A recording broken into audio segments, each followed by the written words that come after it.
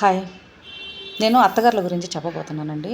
ప్రతి అత్తగారు అంటే అమ్మాయి తరఫున కాదు, అబ్బాయి తరఫున ఉన్న అత్తగారికి మాత్రమే చెప్తున్నాను. వాళ్ళ అమ్మలకి చెప్తున్నాను. నా కొడుక్కి పెళ్లి చేయాలి, నా కొడుకుని బాగా చదివించాలి, మంచి ప్రయోజకుడిని చేయాలి, వాడు మంచిగా పిల్లల్ని కానీ మంచిగా హ్యాపీగా ఉండాలి అని అంతా కోరుకుంటారు. చాలా మంచిగా కోరుకుంటారు, ఆశీర్వదిస్తారు, అన్నీ బాగా చేస్తారు, పెళ్ళి చేస్తారు. ఏంటంటే ఇంకా వాళ్ళిద్దరిని చూస్తే మీకు ఆ ఆనందాన్ని తట్టుకోలేరు. కోడల్ని కొడుకుని చూస్తే ఆ తల్లి తట్టుకోలేదు. అంత హ్యాపీ ఫీల్ అయిపోతుంది. అసలు నా కొడుకు ఒక ఇంటివాడైపోయాడు, చాలా నా జన్మ ధన్యమైపోయింది. అక్కడ దాకా ఓకే. ఇంటికి వస్తుంది, సంసారం చేయడానికి ఇంటికి వస్తుంది కోడలు. కొన్ని రోజులు గడుస్తుంది. కొడుకు భార్య పెట్టిందే తినాలి అనుకుంటాడు. అంటే తల్లి పెట్టిందంటే అప్పుడు దాకా తల్లి శ్రమ పడింది. ఇప్పుడు భార్య తల్లి 20-25 సంవత్సరాలు కష్టపడి శ్రమ పడితే భార్య అనేది మిగతా జీవితము 90 ఏళ్ళు కావచ్చు, 80 ఏళ్ళు కావచ్చు, 70 ఏళ్ళు కావచ్చు, 100 ఏళ్ళు కావచ్చు, అప్పటి వరకు బతికుంటే భార్యతోనే ఆ భర్త జీవితం మొత్తం ఉండాలి. అది తల్లి తెలుసుకోవాలి. ముందు తల్లి తెలుసుకోవాలి. కొడుక్కి నువ్వు పెళ్లి చేసావు అంటే అతను హ్యాపీగా భార్యతో ఉండాలి. ఏదో వాళ్ళు ఒక ముద్ద పెడుతున్నారు, తినేసేయి, హ్యాపీగా ఉండు, వాళ్ళతో వాళ్ళ పిల్లల్ని కనిపెట్టుకొని ఉండు చేతనైతే. లేదు అనుకుంటే నాకు శక్తి ఉంది, నేను సంపాదించుకోవాలి, నేను 10 రూపాయలు సంపాదించాలి, మళ్ళీ వీళ్ళకి పిల్లలకి పెట్టాలి అనుకుంటే సంపాదించు. నాకు చేత కాలేదు, వయసు అయిపోయింది కదా నాన్న. కొడుకు పెళ్లి చేయంగానే వయసు అయితే అయిపోదు, చేసుకోవచ్చు, హ్యాపీగా చేసుకోవచ్చు. మన వయసు అయిపోయేంతవరకు మనం చేత కాదు, మనం చేతులు పడిపోయినాయి, కాళ్ళు పడిపోయినాయి అన్నప్పుడు కొడుకు కోడలు ఖచ్చితంగా చూడాల్సి వస్తుంది, చూడాలి కూడా. అది మాత్రం నేను చెప్తున్నాను. నాకు తెలిసినంత వరకు కొడుక్కి పెళ్ళి చేసిన తర్వాత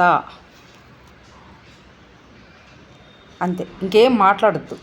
వాళ్ళ బాధలు వాళ్ళు పడతారు, వాళ్ళ కష్టాలు వాళ్ళు పడతారు. ఉచిత సలహాలు ఏదైనా ఇవ్వాలంటే ఇవ్వు, అది కూడా వాళ్ళు అడిగితే, పెద్దరికంగా నిన్ను అడిగితే, తెలియకపోతే అప్పుడు ఇవ్వు. అప్పుడు దాకా వదిలేసేయాలి ఇంక నువ్వు. నా కొడుకుని మూడేసేసింది, నా కొడుకు కొంగును మూడేసేసుకునింది, ఆమె పెడితేనే తింటున్నాడు, ఆమెకే బాయ్ చెప్తున్నాడు, ఇంకా ఆమెకి చెప్పకపోతే ఇంకొక దాన్ని తీసుకొచ్చి చెప్తాడా? అది అర్థం కావటంలా మీకు? ఒకసారి ఆలోచన చేయండి. వాళ్ళిద్దరూ సంతోషంగా ఉండడానికి ఇప్పుడు నువ్వు ఎలా వచ్చావు? నువ్వు ఎన్ని బాధలు పడి ఉంటావు వచ్చుంటావు. ఒకవేళ బాధలు పడుంటే నువ్వు వచ్చుంటే ఎలా బాధలు పడి ఉంటావు అత్తగారి దగ్గర? సేమ్ అలానే ఈ కోడలు వచ్చింది. నువ్వైనా ఆలోచించాలరే, నేను చాలా బాధలు పడ్డాను, అలాంటి బాధ నా కొడుకు కోడలికి ఉండకూడదు అని నువ్వు తల ఉంచుకొని వదిలేయాలి ఇంకా వాళ్ళిద్దరిని. అప్పుడు నీకు ఒక విలువ ఉంటుంది. అంతేగాని 1-2 చాడీలు చెప్పి కొడుక్కి కోడల్ని విడదీస్తే ఏమవుతుందో తెలుసా?